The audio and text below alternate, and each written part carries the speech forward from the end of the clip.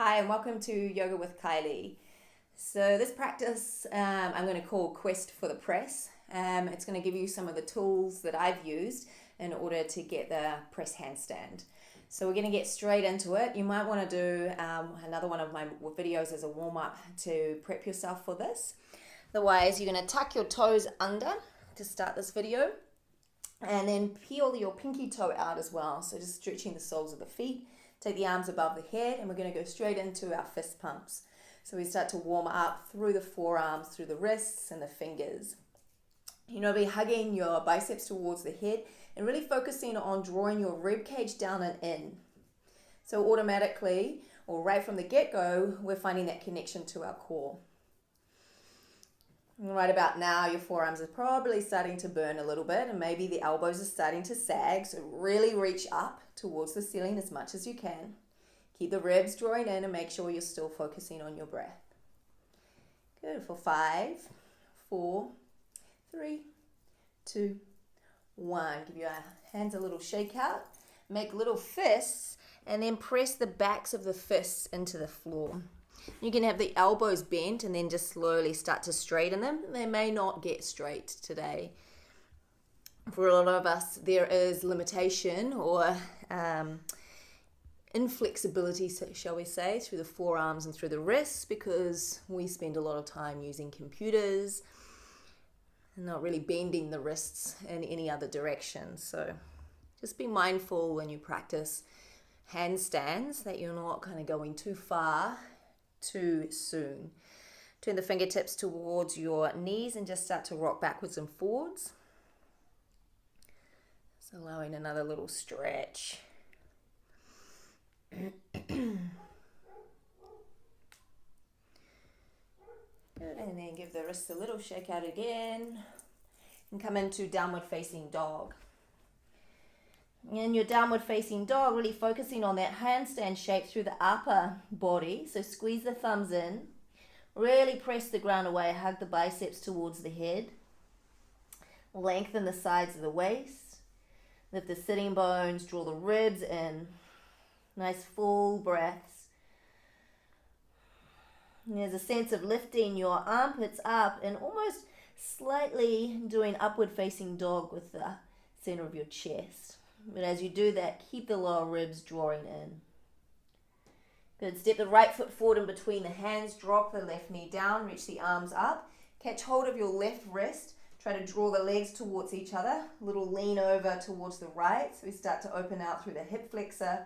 And also through the lateral line. So through the latissimus dorsi. Up into the side of the body. Some of these muscles that can be tight and limit that ability to really stand on our hands, to raise the arms above the head. Good. Inhale, come back to center. Fingertips on either side of the leg. Send the hips back and up. Ardha Hanuman. Peel the toes towards your face. The knee can be slightly bent. I really want you to focus on drawing the heel down and the thigh back. So it's that sense of really drawing in that you need to find, particularly in the legs if you're wanting to work towards press handstand or, bring handstand into your transitions for Sunsal A. Good, and then place that foot down, hands to the floor, sweep the leg back. Keep the hips parallel, press out through the heel, press the ground away, hug the inner thighs.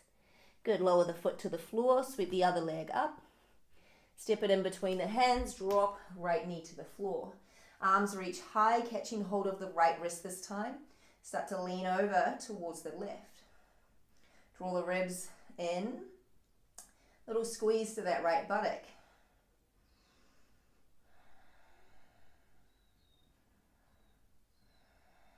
Good. Inhale back to center. Hands on either side of the foot. Send your hips back and up. Peel your left toes towards your face. Pull up on the thigh. And then again, that sense of drawing the leg into the socket. Draw the chin slightly in, lengthen the back of the neck. Notice if you're flaring the ribs, can you soften them in as well? Good. Place the hands down, sweep the leg back, three-legged down dog. Press out through the heels, square the pelvis. place the foot down. Now draw the right leg in towards the socket so it'll float just above the floor, but it'll still be in line with your left leg. Lower the foot down. Draw the left leg into the socket. Lower the foot down. Now you're going to do both legs at the same time. Bend your knees, gaze forward. And then little hop, pull both legs into the socket, float the feet towards the hands. Good, step the feet back. We'll do that again. Right leg draws into the socket. Lower it down. Left leg draws into the socket. Lower it down. Gaze forward at the hands, bend the knees, draw both legs in. Lift the sitting bones high, float the feet to the hands. Walk back. Again, right leg draws in. Lower it down. Left leg draws in. Lower it down. Both legs this time, bend the knees. Lead with the back of the sacrum. Feet to between the hands. Walk back. Last one. Right leg draws in. Lower it down. Left leg draws in. Lower it down. Bend the knees. Both legs draw in. Float the feet in between the hands. Good. Slide the hands underneath the feet. Padahastasana. And just really use your toes to massage out the hands. Pull the elbows towards the shins so you start to stretch the forearms a little bit more. And then as you bow the head down, lift the sitting bones high, try to press the heels apart.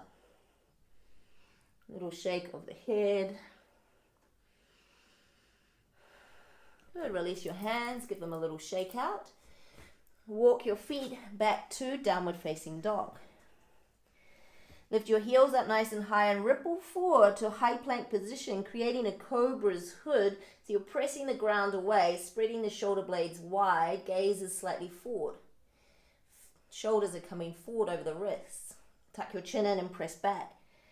Down dog, step your feet in about 1 foot length and do the same. Lift the heels, ripple forward. Shoulders come all the way forward over the wrists. Grip the floor with your fingertips.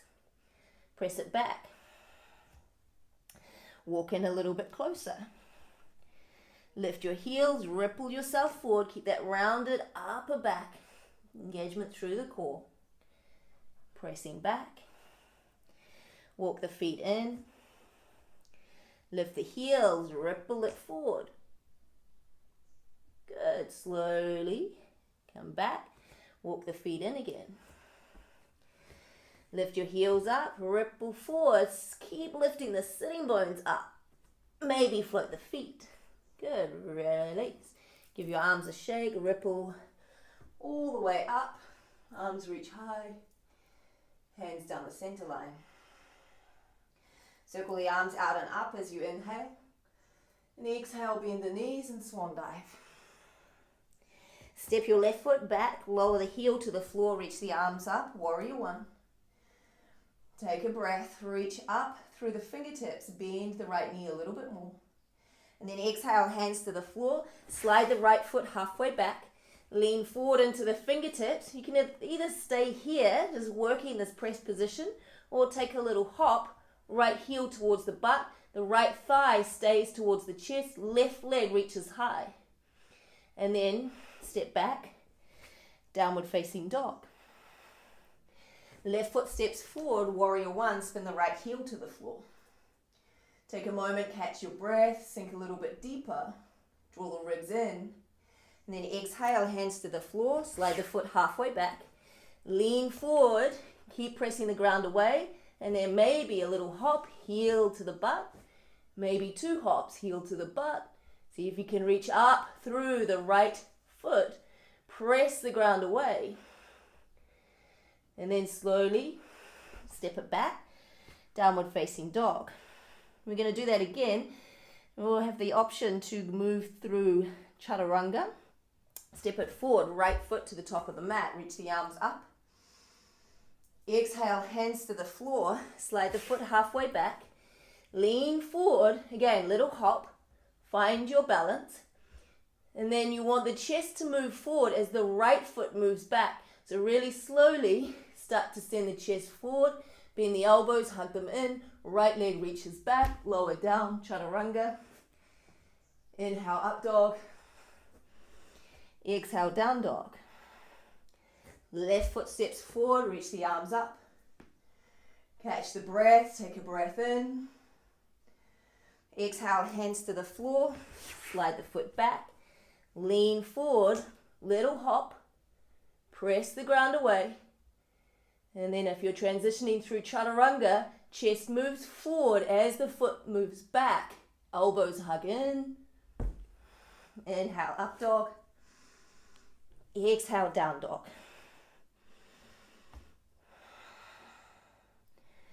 Good, bring your heels together. Feet apart. Gaze forward at your hands, bend your knees. Little spring to malasana. Hips up high. Float the feet outside your hands. And then drop your hips to the floor.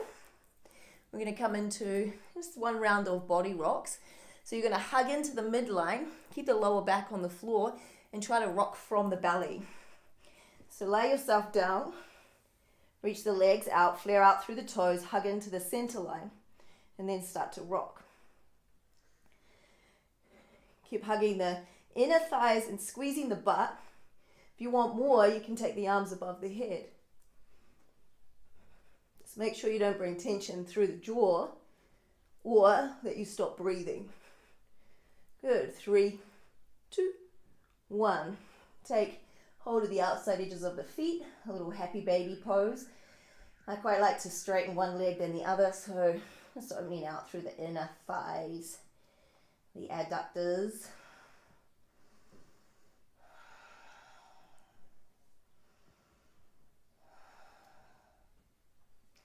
Good, one more set, body rocks, hug the inner thighs, lift up, and then start to rock.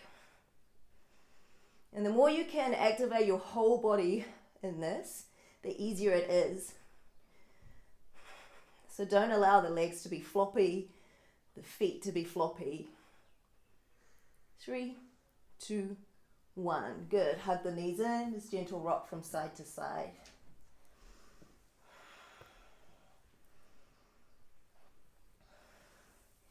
And then rock yourself back to your malasana.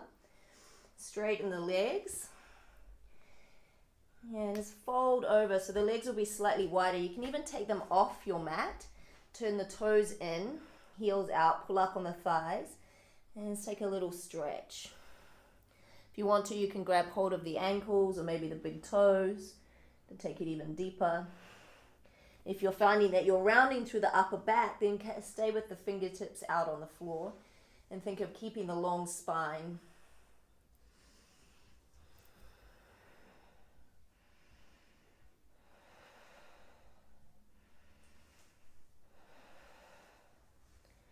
Good, and then slowly pull up on the thighs, draw the belly in, hands to the waist, slowly come up.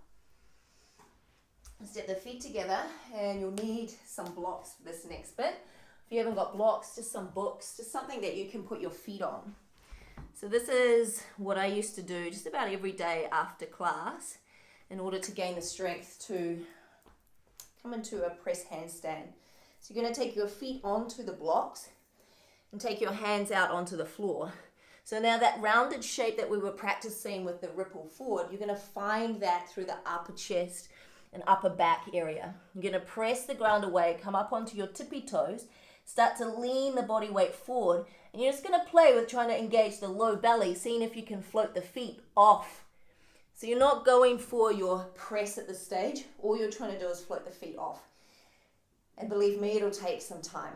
So don't worry if it doesn't happen straight away. Be more concerned about keeping this shape through the upper body, being able to lean forward, draw the belly in, and seeing if you can float them, even if it's just for a half second off the blocks and then back down. So for ages, this is what it was like for me. I'd get to my tippy toes and then I'd come back. So if that is you today, know that that is a perfectly great place to start. As you start to get better at floating the feet off, lifting the sitting bones, then you can start to play with really extending out through the legs, drawing the feet together, squeezing the inner thighs and finding your handstand shape. And then slowly over time, once you get good at pressing off the blocks, then you take the blocks away. Take your feet onto the floor. It's the same action. You're going to press the ground away, lean forward, come up high on the tippy toes, and then try to float the feet. And then press the ground away, reach the feet up, squeeze the inner thighs.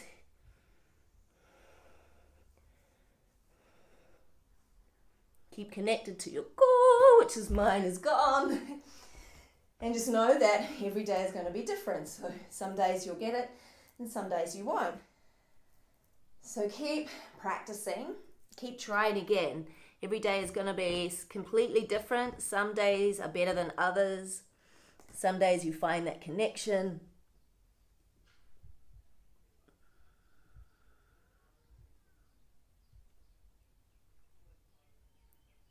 And really work on slowing down the transition down as much as you can.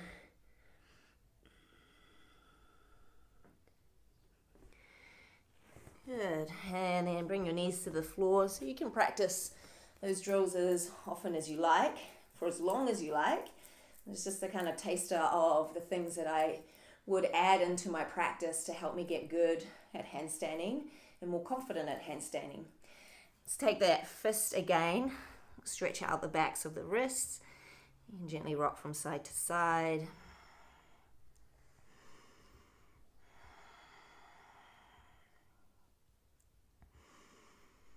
And then nice little circles in one direction and then the other. Just make sure you take some time to wind yourself down, whether that's legs up the wall, maybe a gentle twist, or maybe Supta Baddha Konasana.